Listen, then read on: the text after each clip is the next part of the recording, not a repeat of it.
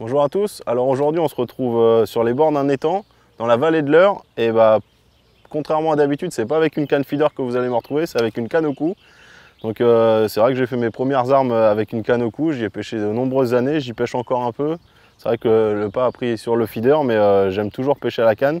Donc aujourd'hui on se retrouve au bord de cet étang pour une petite pêche à la canne, tranquille, à l'ombre d'un saule, et on va essayer d'attraper des gardons. Peut-être quelques temps chez Brem, mais je pense que ce sera plus des gardons dans cet étang que je connais un tout petit peu. Voilà.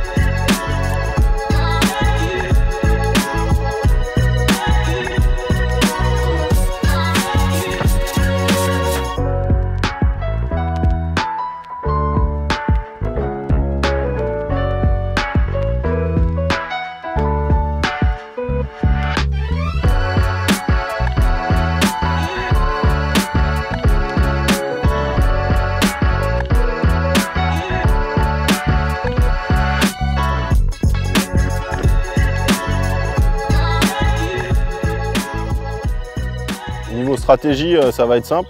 Je vais réaliser un coup à 9 mètres devant moi et un petit coup sur le côté à 4 mètres à l'égrenage avec des pinkies parce qu'il y a beaucoup de gardons et rotans qui bougent depuis que je suis arrivé.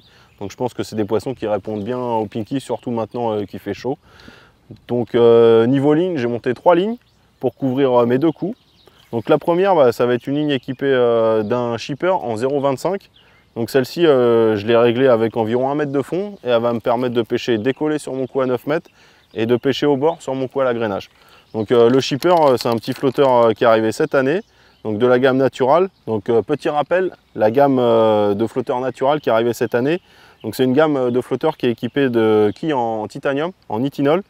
Donc pour petit rappel, l'avantage de ce type de quille, c'est qu'on obtient la stabilité d'une quille métal couplée à l'avantage d'une quille en carbone ou d'une quille en fibre, c'est que ça ne peut pas se tordre et ça revient toujours à la même forme. Donc du coup, ça permet d'avoir des flotteurs robustes mais très stables. Voilà. Donc ma première ligne, comme je vous ai dit, un flotteur shipper. Donc le shipper, c'est un petit flotteur en forme de fléchette équipé d'une antenne fibre courte. Donc c'est parfait pour toutes les pêches en surface, entre deux eaux, ou lorsque vous pêchez dans peu de fond des petits poissons. Ensuite, j'ai monté deux autres lignes qui vont me permettre de pêcher sur le fond, sur mon coup à 9 mètres. Donc là, c'est des flotteurs polo. Donc c'est le flotteur crayon typique du Nord avec une antenne en fibre courte. Donc ça va permettre d'avoir une mise en place rapide du flotteur. Mais grâce à son corps long, on va avoir une bonne sensibilité à la touche. Donc vu qu'on pêche des petits poissons, des gardons, c'est bien d'avoir quelque chose qui a moins de prise dans l'eau pour avoir une belle détection des touches. Donc voilà les polos. Parfait pour toutes les pêches dès qu'il y a plus de 2 mètres d'eau et les pêches rapides de poissons blancs. Donc ces trois lignes, elles sont réalisées avec un corps de ligne en 11 centièmes en AccuPower. Les lignes, elles sont montées avec des plombs ronds. Et après en bas, on va retrouver un bas de ligne. Et donc pour ça, je fais confiance à la gamme Maxtor Natural. Et donc mon choix, il s'est porté aujourd'hui sur les N10, donc qui sont des hameçons ronds, tout ce qui se fait de plus classique et qui sont parfaits pour pêcher avec des pinkies et des gothers, qui sont les aiges principales que je vais utiliser aujourd'hui. Au niveau des élastiques, le choix il est très simple. Sur ma ligne la plus légère, vu que je vais pêcher en surface, pour ne pas faire claquer les poissons en surface, je vais utiliser un élastique un peu plus souple, donc un numéro 4, un slip. Et sur mes deux lignes pour pêcher le fond, j'ai adopté depuis maintenant une saison les Duraslip hybrides. Donc là, la taille la plus petite en 1,2 mm. Ça peut paraître gros, mais on a un élastique plein qui a les propriétés d'un élastique creux. Donc c'est parfait, ça sort et on a une bonne pénétration de l'hameçon au ferrage dans la bouche des poissons. Particulièrement ici, là il y a 2 mètres, 2 mètres 20 d'eau. Donc il faut quand même avoir quelque chose un peu puissant au début pour bien mettre l'hameçon dans la bouche des poissons. Donc au niveau de l'amorçage, j'ai préparé seulement 1 kg d'amorce. On est seul au bord d'un étang, c'est une pêche loisir, on n'a pas besoin de beaucoup d'amorce. Donc mon choix il s'est porté sur un paquet de River, So Natural River. Donc ça peut paraître un peu bizarre d'utiliser une amorce dite rivière en étang, Mais comme je vous ai dit avant, ici on a 2,20 m, 2,50 m de fond. Donc je vais avoir quelque chose de lourd qui vient se poser sur le fond, donc pour créer une petite place pour faire venir les poissons. Et donc dedans j'y ai ajouté des pinkies vivants, quelques gothers et du chêne vie. Donc pour avoir quelque chose sur le fond pour intéresser les poissons, mais je pense que ma pêche elle va surtout se réaliser aujourd'hui à l'agrainage. Donc c'est pour ça qu'avec 1 kg d'amorce, j'ai largement de quoi faire. Au niveau de l'amorçage de mes deux postes, donc devant moi à 4-5 mètres, je vais grainer simplement des pinkies pour prendre les petits poissons qui passent sur le bord et quelques rotangs je pense. Et à 9 mètres, donc j'ai réalisé un amorçage à la coupelle parce que c'est un étang qui est peu pêché à la canne, donc je ne veux pas effrayer les poissons qui sont devant moi. Et puis aussi par gain de précision parce que ça fait un petit moment que je n'ai pas pêché à la canne, donc j'ai un peu peur d'amorcer pas très précisément. Donc j'ai posé 8 boules d'amorce sur mon coup à 9 mètres. Donc comme vous pouvez voir, j'utilise ma mini rallonge au cul de mon brin 6 pour le préserver. Et ce que j'ai fait à l'amorçage, c'est que j'ai amorcé en retrait, donc de la taille de ma mini rallonge. Ça c'est un petit conseil que je peux vous donner. Partout, c'est bien d'avoir une petite marge pour aller voir derrière l'amorce. Donc là, c'est ce que j'ai fait en amorçant sans ma mini rallonge et je vais pêcher légèrement derrière et regarder un peu où le poisson se trouve. Mais en général, les poissons se trouvent toujours un peu derrière l'amorce. Donc il faut garder un peu de canne derrière soi. Voilà.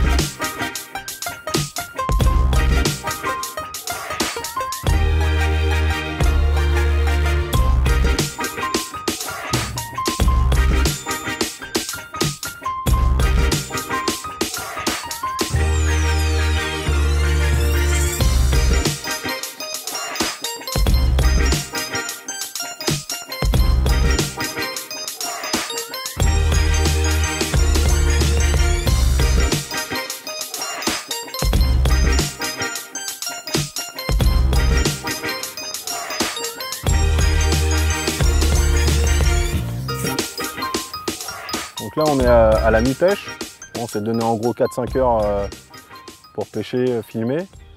Et donc bon, on a fait une petite pause repas, hein, important, bien boire de l'eau avec le temps, bien s'hydrater. Et donc du coup ça a permis à mon coup de se reposer pendant un petit moment. Et donc là, contrairement à, on va dire, ce matin, les premières heures de pêche où je pêchais avec une ligne assez rigide, donc avec une double charge, là j'ai été obligé d'un peu assouplir ma ligne. Et à force de grainer, je prends toujours ces petits gardons qui depuis ce matin m'embêtent. Il y en a une grosse quantité devant moi. Mais là ça a l'air de s'être calmé. Il y a quelques beaux gardons, des rotangs qui viennent se mêler au milieu.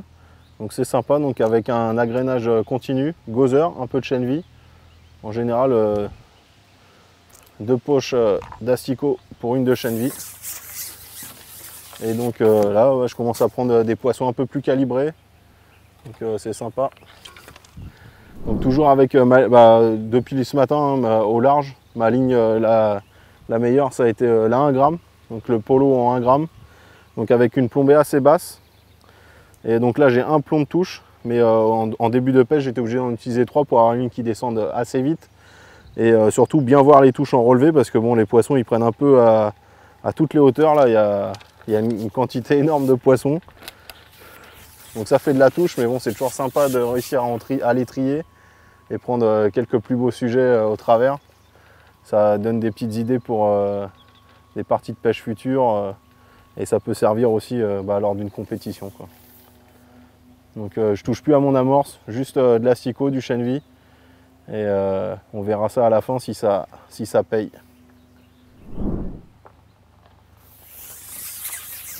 Donc comme je vous ai dit ce matin, sur mes 2 lignes les plus lourdes, j'utilise un élastique hybride. Et bah là, il n'y a pas plus bel exemple que même les petits poissons, on ne les décroche pas. Alors bon, il y a quelques règles à utiliser, hein. Là, on est des règles à suivre. Là, il y a 2,50 m d'eau. Donc, ça permet déjà d'utiliser ce type d'élastique. Si vous pêchez dans les endroits où il y a 1 mètre, voire moins, je vous conseille quand même de rester sur des élastiques fins pleins. Mais là, avec 2,50 m d'eau, c'est vraiment appréciable. On a de toutes les tailles de poissons, donc ça permet de ne pas décrocher les petits et ça permet d'extraire de l'eau rapidement les plus beaux. Donc c'est vraiment un avantage d'utiliser ce type d'élastique. Vous voyez, bah là tout de suite j'ai un poisson différent. Donc là on peut voir que l'élastique il travaille vraiment bien. Donc quand vous êtes amené à avoir différentes tailles de poissons, c'est pas mal d'utiliser ce genre d'élastique. Vous voyez là un beau garnon.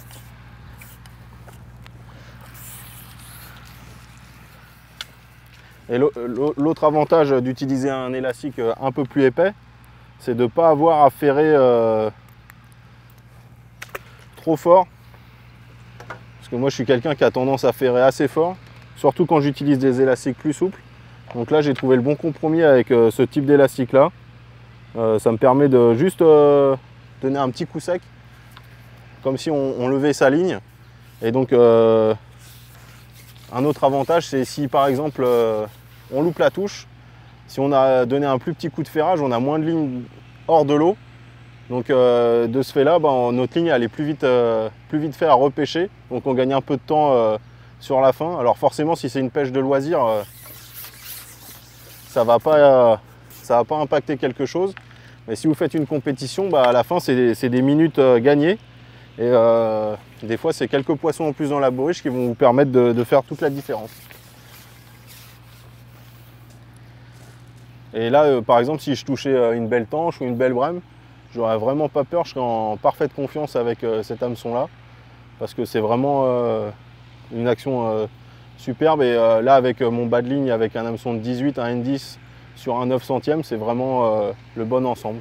Donc, du coup après une autre petite chose, alors c'est pas grand chose hein, mais si vous prenez le poisson dans la main gauche, et c'est de mettre votre bourriche un peu déportée sur la gauche, comme ça vous faites tomber le poisson directement dessus. Donc moi j'utilise la barre à bourriche Preston, et donc c'est un petit système ingénieux.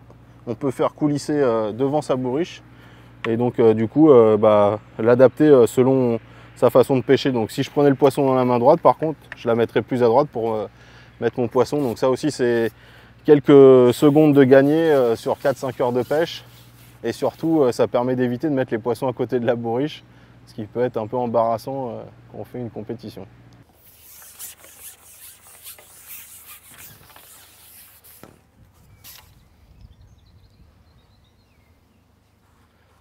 Donc là, encore un beau garnon.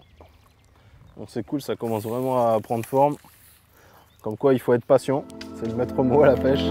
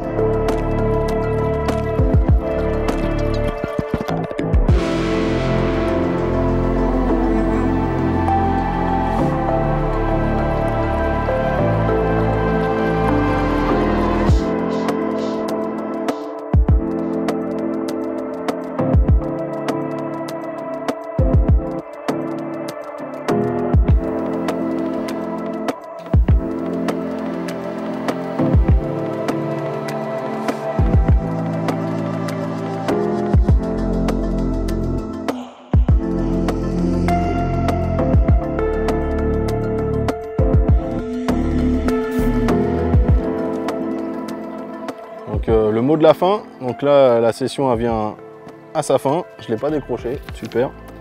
Donc là un beau rectangle, mais bon, le mot de la fin ça sera qu'il aura fallu être patient, attendre 2 heures de pêche pour que le coup se calme, que peut-être que les beaux poissons se mettent en appétit et que l'agrainage marche. Donc ce qu'il faut c'est être patient, attendre, et à un moment les petits poissons ils se calment et on arrive à prendre des beaux poissons. Mais donc la leçon de la journée ça aurait été vraiment dans le réglage de la plombée. Donc avec une plombée assez raide en début de pêche pour passer à travers les petits poissons, essayer de prendre les plus beaux et surtout avoir une belle lisibilité des touches. Et donc après la petite pause déjeuner, quand tout s'est bien calmé et que l'agrainage régulier a repris et a commencé à fonctionner, une plombée un peu plus souple tout en restant assez basse pour éviter quand même tous ces petits poissons qui restent encore là. Mais beaucoup plus souple, donc avec seulement un plomb de touche au bas de ligne. Donc voilà quoi, ça aurait été la leçon de la journée. Un flotteur crayon pour avoir une belle visibilité des touches et une mise en place rapide. Et couplé à un bon élastique. Vraiment, il faut bien prêter attention à type d'hameçon, élastique que vous utilisez pour avoir quelque chose qui correspond aux demandes du jour et mettre toutes les chances de votre côté pour réaliser une belle bourriche. Donc si vous avez bien aimé la vidéo, je vous invite à mettre un petit pouce en dessous. Si vous n'êtes pas encore abonné à la chaîne YouTube, de vous y abonner et de nous suivre sur tous les réseaux sociaux qui sont Facebook et Instagram. Et je vous dis à bientôt au bord de l'eau. Salut! On met de l'eau dessus après? Le batteur, Il va dire